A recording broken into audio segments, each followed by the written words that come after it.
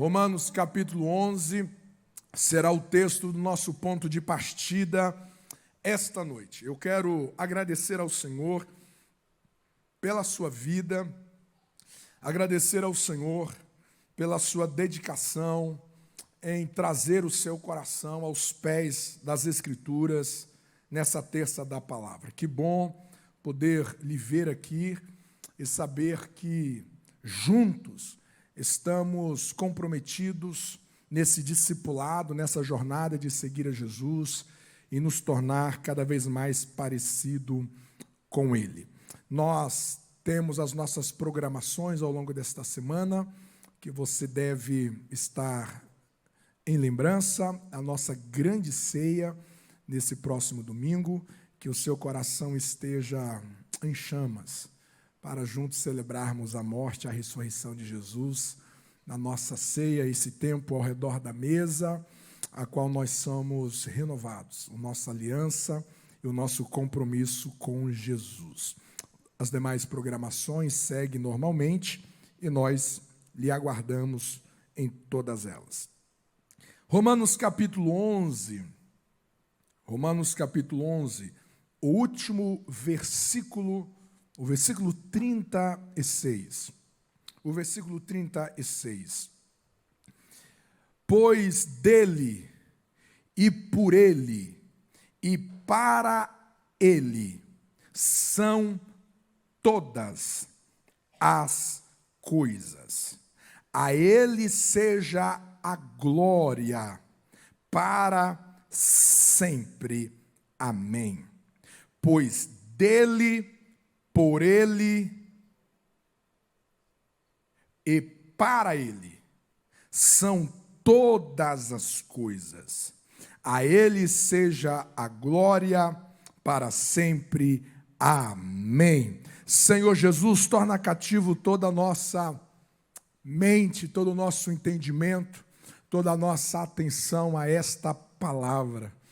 Que o teu sangue, o teu nome seja sobre nós, para que sejamos tocados por ela, em nome de Jesus, em nome de Jesus.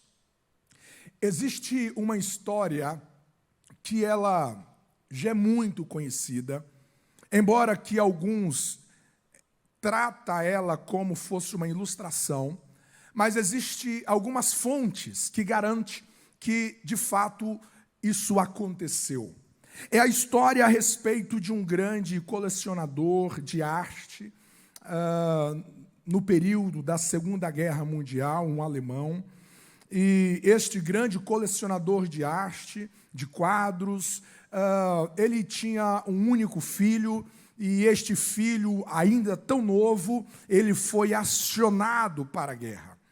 E conta-se que quando ele chega no campo de batalha para defender a Alemanha, ele estava juntamente com mais 19 soldados e eles ficam encurralados em uma determinada situação e eles tinham de tomar uma decisão.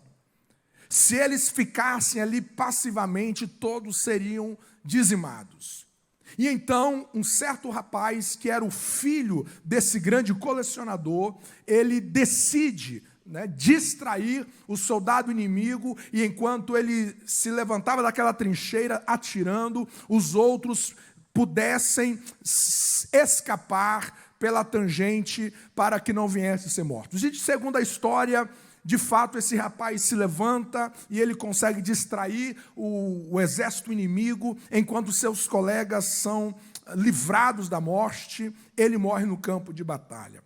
Acabado a guerra, esses jovens voltam para o seu país e antes da morte, aquele rapaz, ele dá uma foto para os seus colegas. Aqueles rapazes ficaram tão comovidos pelo sacrifício daquele amigo, e então eles chegam no centro da cidade, onde que tinha aqueles artistas que pintam fotografia, e eles dão a fotografia daquele menino para que ele pudesse fazer um quadro grande.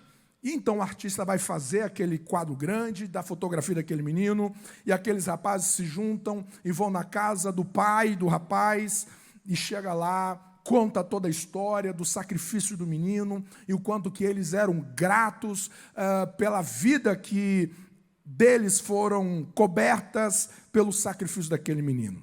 O pai, emocionado, pega aquele quadro e coloca no lugar central da exposição da sua casa.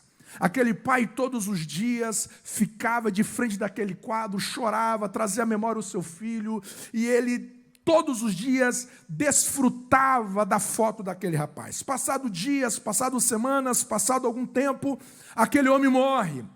Ele deixa um testamento para fazer um grande leilão. E então, iniciado o leilão, vieram pessoas amantes de arte de todas as partes daquele país e fora dele, sabendo da qualidade que havia disponível naquele leilão.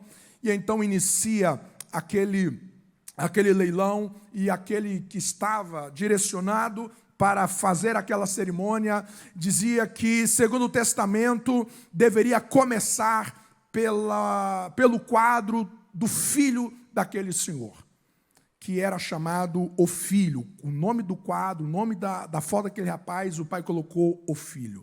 Só que ninguém foi naquele lugar para comprar aquela obra de arte. Ninguém estava ali para dar valor àquela arte. Afinal, quem conhecia aquele rapaz? E então foi dado lance, mas ninguém dava lance, foi abaixando, foi baixando, foi baixando, foi baixando, e de repente, quando chegou no valor mínimo, havia um senhor bem ao fundo, e ele diz assim: esse valor eu consigo pagar. Era o jardineiro, foi o funcionário por muitos anos daquele senhor. E ele disse: eu vou comprar esse quadro, porque todas as vezes que eu estava aqui, todos os dias, limpando a casa, limpando o jardim, eu via ele chorando todos os dias diante desse quadro, e ele dizia para mim que diante de todas as artes, de todos os quadros, de todas as pinturas, essa era a que ele mais amava. Em homenagem ao meu patrão, eu quero comprar este quadro. Ele compra aquele quadro, ele compra aquele quadro, aquele valor mínimo. Então o condutor daquele leilão diz assim: o leilão está encerrado. E eles ficaram todos perturbados. Como assim? Apenas um quadro sem valor foi leiloado. E então ele disse: é porque, segundo o testamento, quem levava o quadro, o filho, ficaria com todos os demais. Quem leva o filho, leva tudo. Considerando que isso seja um fato, eu acredito que, ao longo das Escrituras, essa é a grande mensagem que o Evangelho vem trazer para todos nós.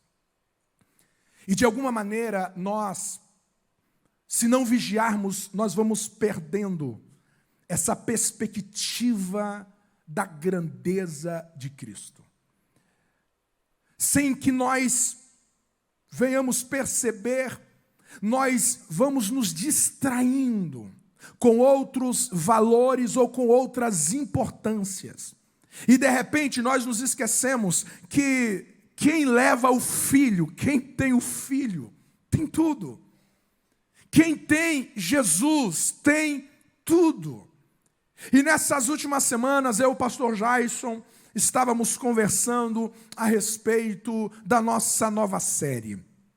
E o pastor Jason sugeriu que nós viéssemos falar sobre Jesus. Que nós tivéssemos uma série para falar sobre o Cristo. E aquilo entrou no meu coração e eu disse: é verdade. Nós precisamos renovar a nossa paixão por Jesus. Nós devemos renovar a nossa aliança com Jesus. Nós devemos renovar o nosso amor a Jesus. Nós devemos multiplicar o nosso entusiasmo a Jesus. E hoje a minha missão é preparar o território para as próximas terças-feiras, e eu desejo muito que isso venha encher os seus olhos. Eu desejo muito que as próximas terças-feiras você venha com seu coração inflamado por amor a Jesus. E ao longo da nossa jornada você possa gritar ao Senhor Jesus, pedindo para que a sua paixão por Jesus seja multiplicada. E enquanto o Juan estava cantando esta noite, eu cheguei a perguntar para o pastor Jason se ele havia conversado com o Juan a respeito da nossa série. Porque a segunda canção é exatamente isso. É exatamente isso. E quando o Juan estava cantando, o meu coração se enchia de graça, se enchia de louvor, porque eu sentia o Espírito dizendo à sua igreja: exalta Cristo, traga Cristo para a centralidade da sua vida, traga Cristo para a centralidade dos seus pensamentos. O diabo não tem vergonha, o ímpio não tem vergonha de escancarar a uma manchete dizendo: o Brasil é do Exu. E nós, como povo de Deus, precisamos gritar bem alto: Cristo é o único Senhor e soberano sobre todas as coisas. E eu quero esta noite, de maneira muito simples, mas de maneira muito apaixonada, trazer ao seu coração por que nós devemos caminhar durante esses dias, falar sobre Jesus. Eu quero chamar a sua atenção, dizer em primeiro lugar que nós precisamos falar sobre Jesus, nós precisamos refletir sobre Jesus, nós precisamos renovar o nosso relacionamento com Jesus, porque Cristo é a centralidade de todas as coisas. Em Cristo consiste toda a centralidade. Em Cristo consiste toda a centralidade. Centralidade de quê? Em primeiro lugar, a centralidade das Escrituras. A Bíblia não é um livro que fala sobre horóscopo. Não. A Bíblia não é um livro que fala principalmente sobre você. O protagonista da Bíblia não é Paulo. O protagonista da Bíblia não é Abraão, não é Davi. O protagonista das Escrituras é Cristo. De Gênesis ao Apocalipse. Às vezes nós olhamos para as Escrituras, nós vamos fazer os nossos devocionais, e é muito comum a gente caçar muitas coisas aqui na Bíblia. A gente vai com as nossas dores, a gente vai com as nossas decepções, com as nossas carências, e a gente quer encontrar algum lugar das Escrituras, alguma coisa que nós possamos pegar para nós. Eu não digo que isso seja um erro. É melhor você fazer isso com as Escrituras do que com qualquer outra literatura. Mas Moody dizia o seguinte: assim como você vai ao berço para encontrar uma criança, ninguém vai ao berço para encontrar um idoso. Ninguém vai a um berço para encontrar um adulto. Assim como você vai ao berço para encontrar uma criança, você deve ir às Escrituras para encontrar Cristo. Eu preciso falar sobre Cristo, eu preciso pensar sobre Cristo, porque Cristo é a centralidade das Escrituras. Qual foi a última vez que você fez um devocional dizendo: Jesus, eu quero te encontrar aqui? Eu quero ter uma experiência sobre o seu caráter, sobre a tua pessoa. Eu quero ter uma experiência a respeito da sua mente. Eu quero ter uma experiência a respeito do seu ser que está na página desse livro. Eu preciso pensar sobre Jesus, porque Jesus, ele é a centralidade de toda a Escritura. Ele vai falar em João capítulo 5, versículo 39, que os fariseus estavam examinando as Escrituras, porque eles cuidavam que elas tinham vida eterna, mas ele dizia: essas Escrituras que vocês dizem que amam tanto, elas falam, é sobre mim. As Escrituras testificam, é de mim. Quando ele está com os discípulos ali no caminho de Emaús, ele vai dizer sobre Moisés, sobre os profetas, explicando tudo que se achava nas Escrituras a respeito de quem? A respeito dele. Eu preciso te dizer que as Escrituras estão diante de nós para que você possa conhecer a Cristo.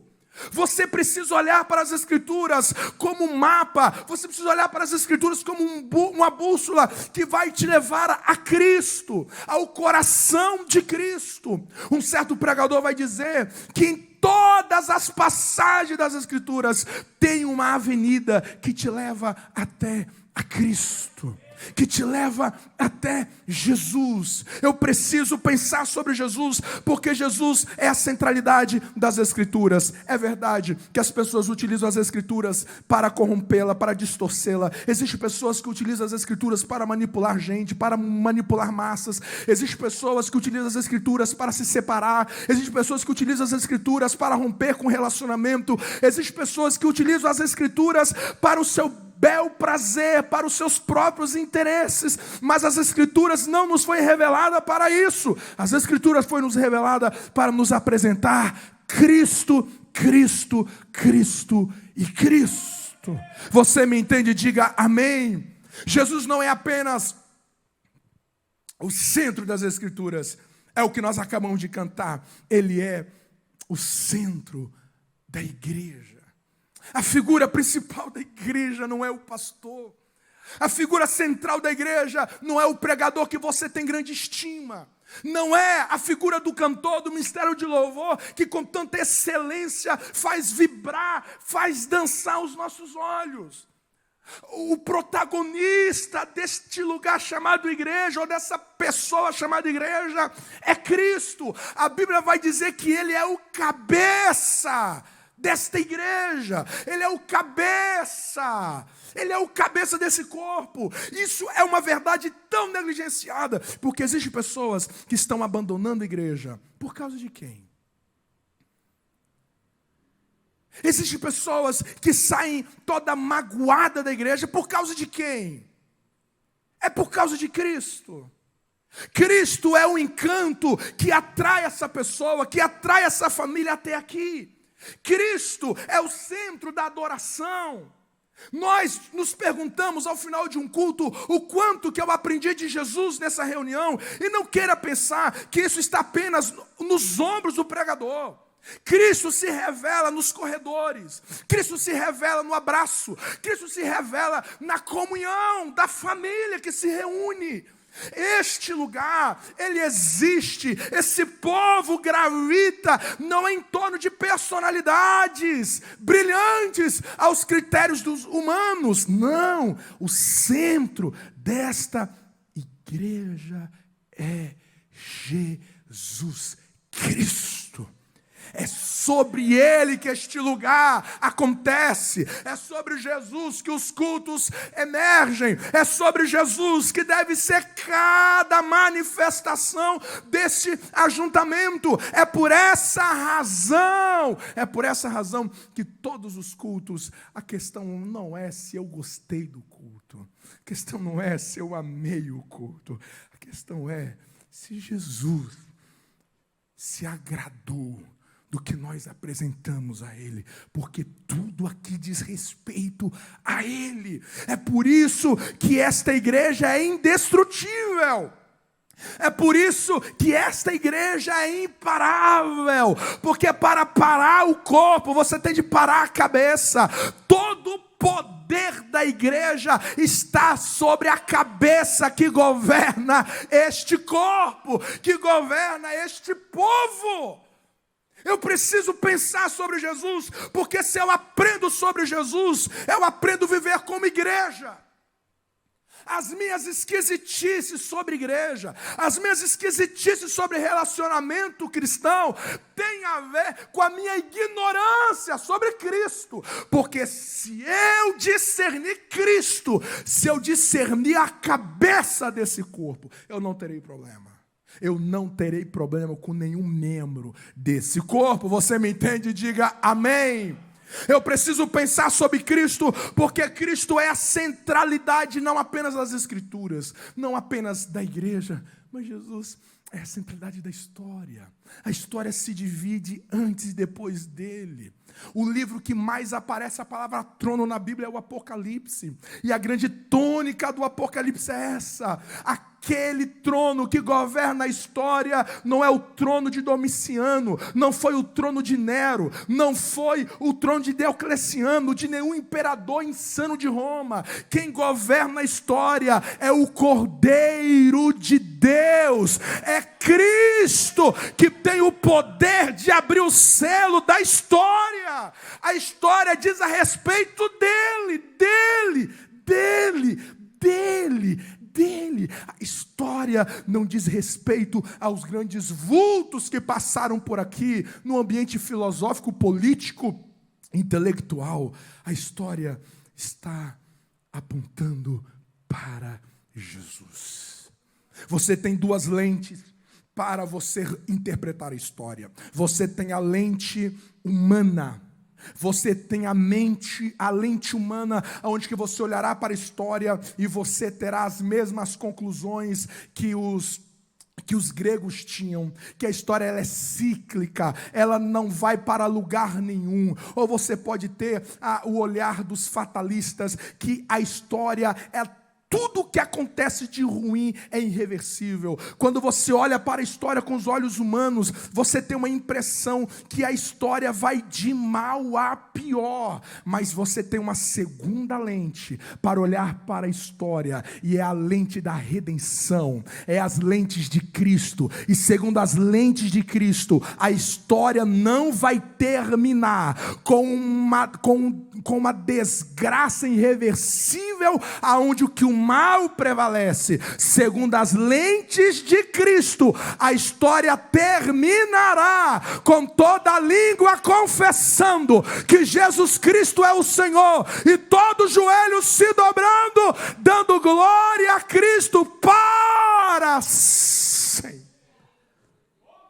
Eu preciso pensar sobre Cristo, porque Cristo não é apenas a centralidade da Escritura, da igreja, da história, mas Ele também é a centralidade da ciência. E quando eu falo da ciência, eu falo estritamente sobre o saber. Eu acho muito interessante quando eu vejo alguns colegas que em um sermão eles recheiam os seus sermões de grandes frases, de pensadores do passado. Eu acho interessante pelo fato que quando um orador traz um sermão, uma palavra, e ele traz fontes, ele cita, isso vai nos mostrar que essa pessoa se dedicou naquele material, que ele é um pesquisador, que ele não é alguém que chegou ali de paraquedas intelectualmente, mas ele se preparou para aquele momento. Isso é excelente. Como é bom você ouvir alguém bem preparado a respeito de qualquer assunto. Mas, de repente, eu percebo que existem pessoas que citam personalidades da história, suas frases, seus dizeres, como sendo um saber evoluído. Então, por exemplo, imagina que você vai fazer aí uma reunião lá na sua empresa. Você vai fazer uma reunião de negócio e de repente você inicia lá falando, por exemplo, sobre Aristóteles. E em um dado momento ali da sua palavra, você cita Aristóteles, que diz assim, olha, segundo Aristóteles, a felicidade não se encontra nos bens exteriores. Isso te dá peso no TCC, isso te dá peso em qualquer artigo científico, quando você coloca a fonte. Isso vai dando peso, porque o nome de Aristóteles tem um peso gigantesco na filosofia, no mundo intelectual. Só que olha o que Paulo vai nos dizer. Paulo vai nos dizer que nós devemos estarmos unidos em amor e enriquecidos da plenitude da inteligência para o conhecimento do mistério de Deus que é Cristo. E olha o que Paulo vai dizer sobre Jesus: em quem estão escondidos todos os tesouros da sabedoria e da ciência. Tudo aquilo que diz respeito à vida, tudo aquilo que diz respeito à moralidade, tudo aquilo que diz respeito à espiritualidade, tudo aquilo que diz respeito à transcendência, tudo aquilo que diz respeito a relacionamento horizontal, tudo aquilo que diz respeito à ética, tudo aquilo que diz respeito à pureza, à integridade, tudo que diz respeito a valores. Ninguém supera Cristo. Ninguém supera Jesus. E eu quero te mostrar de maneira muito simples e prática. Por exemplo, essa frase de Aristóteles, que a felicidade não se encontra nos bens exteriores. Mas olha o que Jesus de Nazaré vai dizer: acautelai-vos, porque a vida de qualquer não consiste na abundância do que possui. o que Aristóteles está dizendo, Jesus dizia. Essa sabedoria já estava em Cristo. Aristóteles vai dizer, nós devemos tratar os amigos como desejamos que eles nos tratem. Ama-se o que se conquista. Ama-se o que se conquista. Olha o que Jesus vai dizer. Tudo o que vós quereis que os homens vos façam, fazei-lo também a vós, porque esta é a lei e os profetas. Aí você vai dizer o seguinte, mas Aristóteles é antes de Jesus, então quer dizer que Jesus ele copiou de Aristóteles? Não, o texto está dizendo que esse texto aí é as leis e os profetas que antecederam Aristóteles, e a Bíblia diz que a lei e os profetas falavam de quem? De Cristo. Platão, você fala sobre Platão em qualquer diálogo social e as pessoas vão reverenciar. Platão vai dizer, tente mover o mundo. O primeiro passo será mover a si mesmo. Uau, que grandeza de sabedoria. Mas Jesus de Nazaré vai dizer, tira primeiro a trave do teu olho e então cuidarás em tirar o argueiro do olho do teu irmão. Essa sabedoria, este tesouro está em Cristo. Sêneca, que foi contemporâneo de Jesus, ai daquele que se inquietam com o futuro. Jesus de Nazaré, não vos inquieteis, pois pelo dia de amanhã basta cada dia o seu mal. Qualquer personalidade que você for estudar sobre esses ambientes que nós compartilhamos aqui, da vida, dos setores da vida, você encontrará essa sabedoria em quem? Em Cristo. Interessante que a minha esposa, ela teve uma participação aqui no Seminário das Mulheres sobre o governo, sobre emoções, e foi lhe dado para ela pesquisar, fazer uma dinâmica a respeito da alma, a respeito das emoções, e ela fez muita pesquisa, e ela encontrou uma pesquisa lá em Harvard, que foi um assunto de estudo por mais de 30 anos. E você sabe o que Harvard, ela chegou à conclusão que diante das decepções da vida, diante das frustrações da vida, a melhor coisa que você pode fazer para responder a isso, sabe o que é? É ser grato. É ser grato. Eu disse, mas meu Deus, Jesus de Nazaré já gritava isso para nós no Sermão do Monte. Essa sabedoria, esta ciência, os tesouros dos saberes está escondido em Cristo. Eu preciso pensar em Jesus, eu preciso me renovar em Jesus, porque Ele é o centro da sabedoria. Se você for um discípulo de Jesus, uma discípula de Jesus, toda a sabedoria que você precisa para tratar o marido, para tratar a esposa, para tratar o filho, para tratar os seus inimigos, o seu patrão, o seu funcionário, para lidar com o mundo invisível, com o mundo visível, toda esta sabedoria será encontrada em Jesus de Nazaré, porque nele está escondida todos os segredos da sabedoria e da ciência. Nós falhamos, nós fracassamos, tomamos decisões erradas, porque nós realizamos tudo isso sem Cristo, porque se estiver em Cristo, nós teremos sabedoria para sair, para entrar, para calar, para falar, para levantar, para se assentar. Em Cristo estão todos os tesouros da sabedoria. Aqueles que amam Jesus, aqueles que seguem a Jesus, aqueles que têm Jesus como centro da sua vida, serão homens sábios, serão mulheres sábias. Não confunde discípulo de Jesus com religioso, não confunde discípulo de Jesus com fariseus, não confunde discípulo de Jesus com pessoas que conhecem a teoria da letra. Não. Quando eu falo discípulo de Jesus, é alguém que está inflamado por Jesus, é alguém que ama Jesus com todo o seu coração, com toda a sua alma, com todo o seu entendimento e com todas as suas forças. Eu preciso de Jesus. Jesus, porque nele eu tenho toda a sabedoria que preciso para viver. Você crê nessa palavra? Aplauda Jesus esta noite. Aleluia! Ensine o seu filho sobre as ciências da terra. Ensine-o.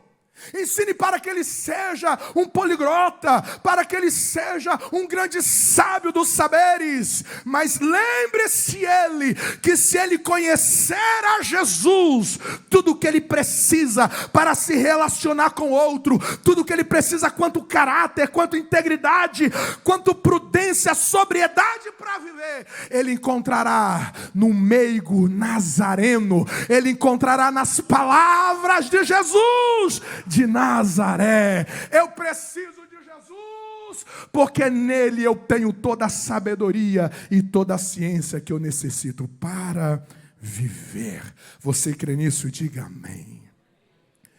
Eu preciso de Jesus porque ele é a centralidade de toda a eternidade. Quando eu era criança, quando eles iam pregar sobre o céu, qual é a imagem que nós tínhamos sobre o céu? Nós tínhamos uma imagem de um coral, todo mundo enfileirado, com a bata branca, e cantando dia e noite, santo, santo, santo e santo. E a gente conversava entre nós, crianças, de gente, deve que no céu vai ser chato demais. Porque como pode a gente falar santo, santo, cantar santo, santo o tempo todo, sem fazer nada, sem fazer nada. E aquilo ia gerando um céu entediante. Alguém já ouviu mais ou menos essa imagem ou não? Aí a grande pergunta é, quando nós vamos ensinar sobre escatologia, uma das matérias que nós lecionamos, e sempre vem essa pergunta, né? Professor, e o céu? A gente não vai enjoar de ficar no céu, não? O céu, pastor, meu Deus, nós vamos ficar lá para sempre, mas não vamos enjoar, não. E de repente, nós vamos chegar no primeiro momento, rua de ouro, aquela coisa toda, a gente conhece o céu, mas a gente percorre toda a geografia do céu, tá? E aí depois? E aí, você percebe que quando a Bíblia fala sobre vida eterna, a Bíblia não fala de um lugar. Quando a Bíblia fala sobre vida eterna, a Bíblia não fala de uma geografia. E essa é a única razão pela qual o céu nunca será entediante. Porque quando Jesus vai falar sobre vida eterna, ele vai dizer que vida eterna é você conhecer o Pai e conhecer a Jesus Cristo. Então, sabe o que é vida eterna? É conhecer a Jesus. Por que a eternidade, ela nunca vai enfadar os filhos de Deus? Porque nós viveremos a eternidade conhecendo a Cristo. E quando você pensa que você soube tudo sobre Cristo, você percebe que você não aprendeu nada sobre Cristo. E quando você acha que você já está dominando, você percebe que existe muito mais profundidade. O céu não cansará os teus olhos, o céu não enfadará o seu coração, porque nós conheceremos Cristo, Cristo, Cristo, Cristo, Cristo. Ele é o centro de toda a eternidade. Eu preciso de pensar em Jesus, eu preciso de refletir em Jesus, eu preciso renovar a minha paixão por Jesus, porque Ele é o centro de tudo isso, Ele é a centralidade de tudo isso. E se eu conheço a Jesus, se eu amo a Jesus, eu viverei todas essas dimensões de maneira bem-sucedida. Eu serei bem-sucedido nas Escrituras, eu serei bem-sucedido na igreja, eu serei bem-sucedido na história, eu serei bem-sucedido nos saberes relacionais e nas decisões vitais da vida, que diz respeito à eternidade. E eu serei bem-sucedido na eternidade. Você me entende? Diga amém. Nós precisamos falar mais sobre Jesus, porque Jesus é o centro de tudo isso. Nós precisamos falar sobre Jesus em segundo lugar. Primeiro, por causa que ele é a centralidade. Em segundo lugar, e aqui eu já vou terminando. Jesus é a revelação mais nítida do Deus transcendente. Aquele Deus transcendente, incalculável, imensurável, que habita numa luz inacessível. Aquele Deus que é inatingível pelo conhecimento humano. Em Cristo, você conhece o coração deste Deus. Quem é Deus? Como Deus se move diante do meu sofrimento? Como que Deus se move diante das minhas dores? Como que Deus pensa a respeito disso? Quando você olha para Jesus, você tem a face de Deus. Quando você olha para Jesus, você tem toda a revelação do Deus transcendente. Eu preciso de conhecer a Jesus. Eu preciso me apaixonar por Jesus, porque é só através de Jesus que eu conhecerei a Deus. E eu preciso te lembrar de Jeremias 9:23. Não se glorie o sábio da sua sabedoria, não se glorie o forte da sua força, não se glorie o rico da sua riqueza. Gente, porventura, não são esses os critérios que faz dançar os nossos olhos? Força, dinheiro,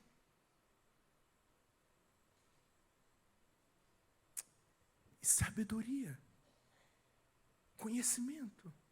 E Deus vai dizer, não se glorie nisso. Se você for se gloriar, se glorie em conhecer o Senhor. No apagar das luzes, a vida fala sobre conhecer a Deus. Não fala do seu dinheiro, não fala dos seus sonhos, não fala das suas ambições. No apagar das luzes, no dia da prestação de contas, no dia em que você vai despedir dessa vida, o que importa é o quanto que você conheceu de Deus. E a única maneira que você tem para conhecer a Deus é através de Jesus. A cultura apresenta um Deus. A sociedade apresenta um Deus. Você olha para a mídia, você vai para os livros de autoajuda, você terá várias faces de Deus. Jesus é a única. Jesus é a única via legítima que você tem da revelação de Deus. O que Deus quer de mim? Qual é a vontade de Deus para mim? Cristo te revela. Cristo manifesta o pensamento de Deus sobre nós, sobre propósito, sobre missão, sobre a nossa identidade, sobre a nossa natureza. Eu preciso de Jesus, porque Jesus me revela com nitidez quem Deus transcendente é. Colossenses 1:15 vai dizer que Cristo é a imagem do Deus invisível, o primogênito da criação. Hebreus 1:3 vai dizer que Ele é o resplendor da glória, a expressa imagem da sua pessoa. Eu preciso de Jesus, porque é em Jesus que eu conhecerei todo o ser de Deus revelado para todos nós. Você me entende? Diga amém. Em terceiro lugar, e aqui eu vou terminando, eu preciso de Jesus, porque Cristo estabelece o fim de toda a fragmentação da revelação e da inspiração. O que isso significa? Que quando você interessava em conhecer Deus no Antigo Testamento, você tinha vários aspectos de Deus fatiado. Eu quero conhecer a santidade de Deus, livro do profeta Isaías. Eu quero conhecer sobre a justiça de Deus, o livro do profeta Amós. Todos os profetas trouxeram um aspecto do ser de Deus, mas em Cristo não. Olha o que Hebreus vai nos dizer, e eu quero que você preste muita atenção nesse texto. Hebreus capítulo 1, versículo 1. Havendo Deus antigamente falado muitas vezes, olha o plural, muitas vezes, e de muitas maneiras, olha o plural novamente, aos nossos pais, pelos profetas. Agora preste atenção à última parte do versículo. A nós, falou-nos nesses últimos dias, pelo Filho. Spurgeon vai dizer que Cristo é o último argumento de Deus. Tudo que Deus quer falar para você está em Cristo. Eu quero que Deus fale comigo. Eu vou tomar a decisão para casar. Eu vou tomar a decisão para trabalhar. Eu vou tomar a decisão em relação ao meu parente. Eu vou tomar a decisão em relação ao meu vizinho. Eu vou tomar a decisão em relação ao futuro. O que Deus tem para mim? Jesus, há uma voz de Deus para você através de Cristo. O problema é que nós estamos fechando os olhos para Jesus. O problema é que nós não estamos digerindo Mateus, Lucas, Marcos e João. Nós não estamos vidrados no Evangelho de Jesus. Deus tem uma voz para o seu coração, e a voz de Deus para o seu coração é através de Cristo. Isso significa dizer que toda profecia que você receber, que não se enquadrar em Cristo, é anátema. Você não pode considerar, você não pode respeitar, você não pode validar. Todas as profecias precisam passar por Cristo. Se contradizer a Cristo, não vem de Deus, porque tudo que Deus fala a mim é através de Jesus. É através de Jesus. É através de Jesus. Penúltimo lugar. Eu preciso de Jesus, preste atenção nisso. Porque Jesus é a nossa apologética, é a nossa defesa, é o nosso aferidor ante todas as seitas. As pessoas, você vai evangelizar as pessoas, elas falam assim, não, todas as religiões levam a Deus. Alguém já ouviu isso ou não? O irmão Cícero é um grande evangelizador. Já ouviu isso, irmão Cícero? Todas as religiões levam a Deus. Não.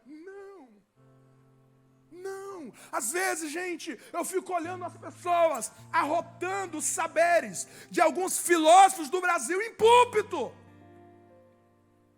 Só que esses homens rejeitam Cristo. Essas pessoas censuram Cristo, esnobam de Cristo. E nós estamos rotando poesias desses homens, e nós estamos arrotando saberes desses homens, como sendo valores absolutos para reger o nosso caráter e a nossa filosofia de vida. Eu preciso de Jesus, porque Jesus será o aferidor.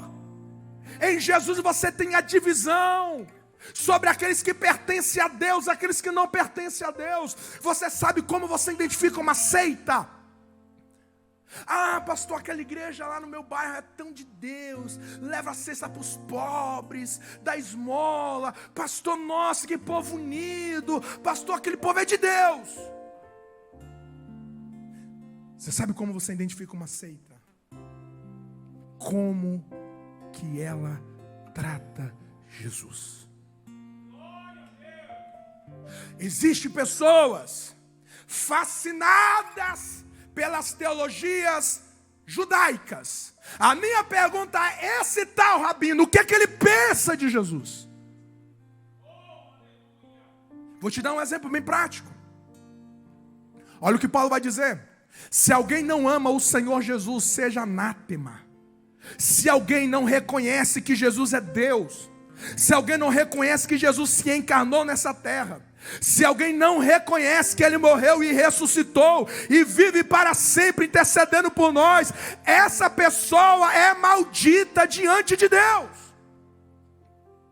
Não importa o que ele vai derramar, querendo me ensinar sobre o que é viver, para mim é anátema. Pode ser um ótimo administrador de dinheiro, de finanças, pode ser um ótimo administrador corporativo em áreas sociais, mas não me ensine a viver.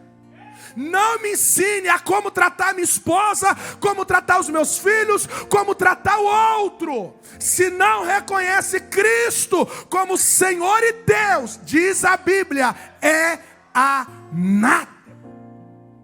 Não importa quantos graus de instrução tem. Pode ser útil para várias áreas da vida, profissionais, pode ser. Deus usa um ímpio também para várias situações da vida, mas não que diz respeito a valores morais e espirituais.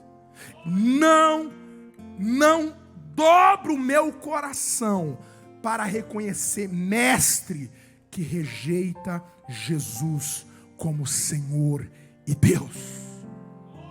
Veja um exemplo prático e aqui nós terminamos. Olha o que os mormons dizem.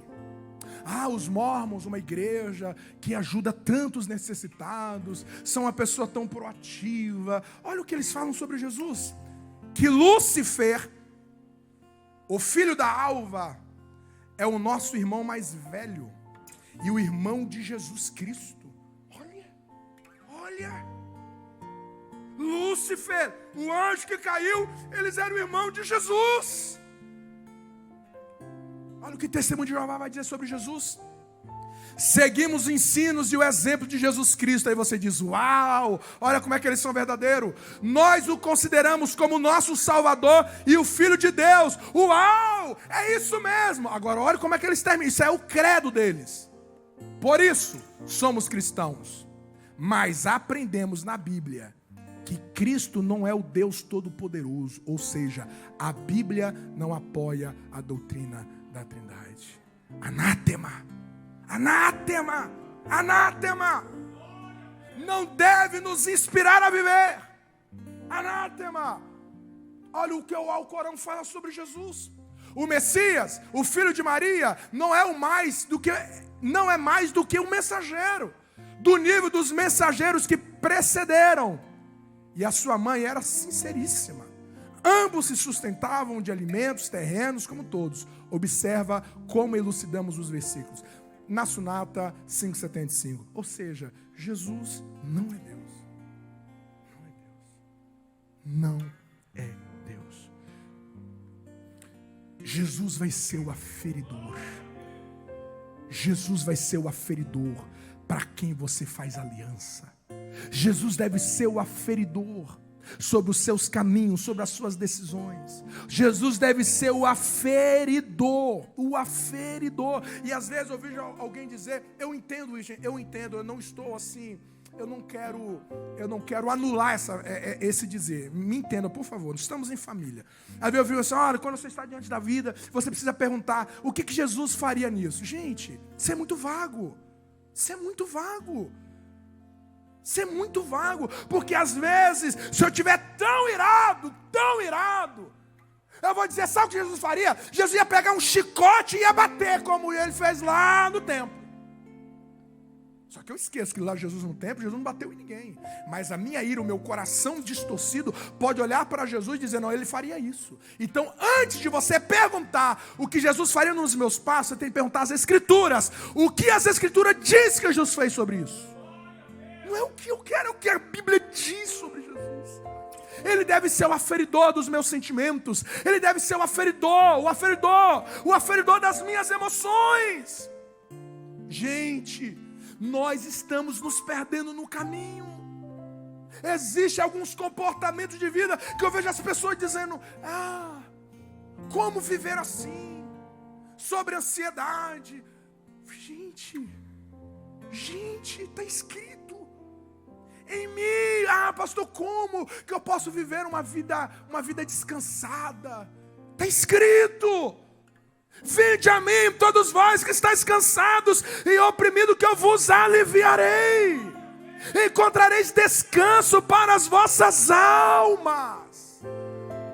Estamos perdendo Jesus de vista e estamos em turbulências interiores, estamos perdidos nas encruzilhadas da vida. Eu preciso de Jesus porque Ele é o aferidor. E em último lugar, eu preciso de Jesus porque Ele é a chave para eu lidar com o dilema do mal.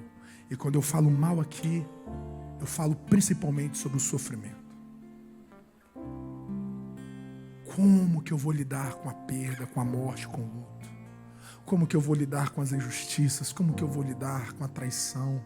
Como que eu vou lidar depois que eu fiz tudo bem feito? Olha o que me restou. Olha a dor que me restou. Olha a luta que me restou. Essas crises que nós vivemos diante do mal, diante das enfermidades, diante das perseguições, das doenças, diante das injustiças sociais, a nossa impotência diante de sistemas corruptos. Aí você fala, gente, cadê Deus? Cadê Deus? E são nessas tempestades que muitos vão naufragando. São nessas tempestades que muitos vão se afogando. Eu sei que o problema do mal é um problema muito tenso, filosoficamente, teologicamente. De todos os livros que eu já li sobre isso, um que mais satisfez o meu coração foi do N.T. Wright, O Mal e a Justiça de Deus. O autor, ele vai interpretar o mal a partir da cruz. A mensagem é muito simples. Antes do sofrimento afetar você, ele afetou o próprio Deus. Deus sofreu. Deus sofreu. E ele vai dizer essa frase: a cruz foi e continua sendo um chamado para outra vocação, uma nova maneira de lidar com o mal e, acima de tudo, uma nova visão de Deus. Eu preciso de Jesus porque Jesus vai me consolar, Jesus vai me direcionar, Jesus vai me ajudar, Ele vai saciar a minha alma nos desertos da vida. Eu sei que existe fases muito conturbadas em nós. Por mais que você seja um homem santo, uma mulher santa, por mais que você cumpra todos os mandamentos, existe fase da nossa vida, gente, que é tenso demais. Existe angústia, existe tristezas, existe depressões que são tensos, que nós passamos. Mas esses momentos nunca são a última palavra da nossa vida, da nossa conduta. Nós não entregamos os pontos. Eu preciso conhecer a Jesus, porque em Cristo eu vou encontrando o caminho. Em Cristo eu vou encontrando a rota de passar pela cruz, passar pelo Getsêmani. Em Cristo eu encontro o alento, o refrigério que eu necessito para lidar com todos os infortúnios da vida. Eu preciso de Jesus, porque Ele conduzirá a minha alma a tudo isso. Qual é a importância da cristocentricidade? Porque Cristo é a centralidade de todas as coisas. Porque Ele é a revelação mais nítida que eu tenho de Deus. Porque Ele é a plenitude do que eu posso conhecer de Deus. Porque Ele é a defesa que eu tenho diante das seduções, das tentações que vêm querer naufragar minha fé. Ele é o meu aferidor. Eu preciso de Cristo porque Ele é o consolo para o meu coração diante das piores decepções e momentos do meu caminho. No apagar das luzes, eu estou aqui para dizer que a partir da semana que vem nós vamos caminhar sobre a série É Tudo Sobre Ele. É tudo sobre Ele. O protagonista da sua história não é você, não são os seus sonhos, não são as suas necessidades, embora que tudo isso tenha uma importância para um pai. É sobre ele, é sobre Cristo, é sobre Jesus.